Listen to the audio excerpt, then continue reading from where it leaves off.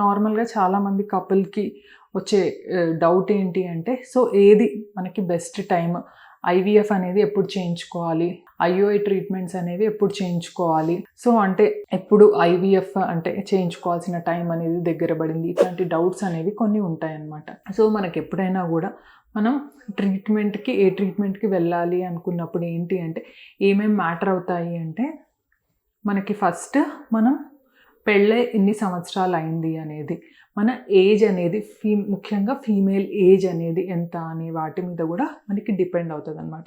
ఎందుకంటే ఇప్పుడు మ్యారేజ్ అయిపోయి చాలా ఎక్కువ టైం అయింది అంటే మనకి న్యాచురల్ ప్రెగ్నెన్సీకి అంతంత మనకి ఇంకా టైం అనేది తీసుకుంటుందన్నమాట. అంటే ఇంకా మనకి తక్కువ ఛాన్సెస్ అనేది అయిపోతుంటాయి అన్నమాట మనకి న్యాచురల్ ప్రెగ్నెన్సీ అనేది రావడానికి, టైమ్ ఆఫ్ మ్యారేజ్ అనేది ఎక్కువైంది అంటే.